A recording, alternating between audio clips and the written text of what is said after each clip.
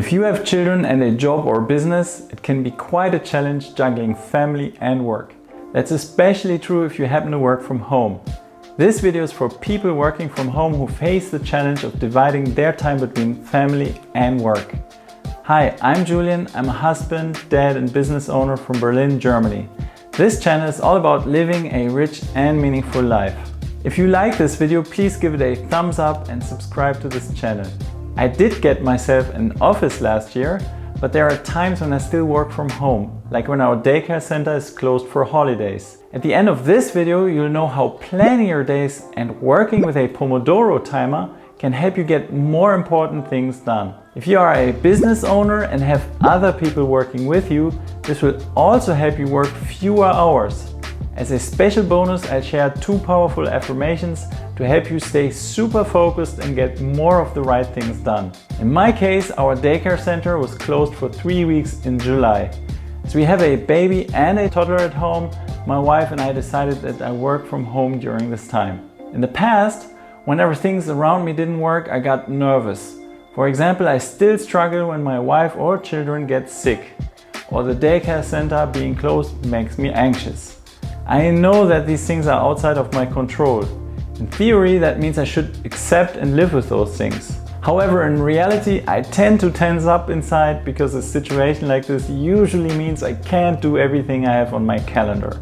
That's why I came up with 3 things that work quite well for me. So if you find yourself in a similar situation, these things might also work for you. First, I decided to be more flexible in my mind. For example, I might be able to work at different times of the day, shaking my usual routines a bit up. Second, when planning my days in the morning, I can make an extra effort to focus on the essential activities for that day. That usually includes 20 minutes of exercise, as I tend to move a lot less when working from home. Also, as a business owner, I can delegate more or choose to delete jobs that I might not need to do at all. For this matter, I highly recommend planning your days in advance. You could do this with a classic notepad, digital notepad, or, as we'll see in a minute, directly within Focus To Do, my favorite app for this. Third, I deliberately decided to work less in July. It's probably the warmest month of the year in my country, so why not reduce my working hours while the sun is out? Before I show you my planning system, I admit that up until quite recently, I still felt quite unsure about handling 3 weeks without support from our daycare center or grandparents. That's why my wife encouraged me to sit together with her on the couch and have a serious discussion. She convinced me everything would be alright, we'd need to relax more and be more flexible than usual. Then what I did next was tell my team that I'd be less available in July while our daycare center was closed. As you might know, Parkinson's law is the saying that work expands to fill the time allotted for completion. What does it mean? It means that whatever deadlines and times for task completion we come up with will usually be the actual time needed. For this reason, one of the cleverest things we can do is think in advance about how much time we want to spend on any given task. What then helps is to make a written commitment about how much time we attribute to each job on our list. You could use a Pomodoro timer and eliminate all outside distractions for an even bigger effect. So let me show you how I do this. First, I open Focus To Do on my computer, iPad or phone. Then I start by writing down my 2 most important tasks for the day. If you've read Brian Tracy's excellent book, Eat That Frog, you know these tasks will be the activities that will help you get to the next level. In my case, typical frogs are making an offer to a prospect, writing a newsletter, recording a video, or talking with a top client. Depending on your type of work, those tasks might be different for you. So here you can see a typical workday. At the top of the list is working on scripts for videos like this one. If you want to know more about why I choose to work on this first thing in the morning, I recommend you watch my book review of The Big Leap. You'll find that video linked to in the description below. Then I assign the number of Pomodoro units for each task on the list. Each Pomodoro unit is 25 minutes long, followed by a 5-minute pause. I also prioritize each task from high to medium to low.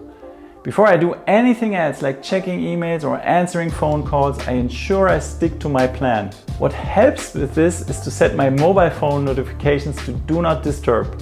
I also let my wife know that she respects this and only messages me if there is an urgency. With our daycare center being closed and me working from home, planning my days in advance and working with a Pomodoro timer is helping me get many more things done while not working too many hours. The additional benefit is that at the end of the day, I can see if I worked on my most important tasks and how long I worked. Knowing this is especially helpful in a work from home situation. If I work a total of 8 Pomodoro units on any given day, that's 8 times 25 minutes, which equals 200 minutes or 3.3 hours. That's good because I don't want to work much more than that when sharing responsibilities at home. Here's just a word of caution should you start to decide to experiment with Pomodoro. There are 3 dangers when working like this. First, it can feel a bit machine-like sticking to a strict rhythm of work. However, if you do it right, you'll get much more done in less time. Second, working with a Pomodoro timer for an extended period can tire you. For example, after working with a Pomodoro schedule from Monday to Wednesday, it has happened to me that on Thursday I feel a bit burned out. In that case, it's essential to slow down or take a break from working like this. However, I ensure I return to using this technique because it feels right and gets more things done in less time. Third, there's also another risk involved in using Pomodoro. As you realize that you get so much more done, you might get tempted to keep adding more work to your plate.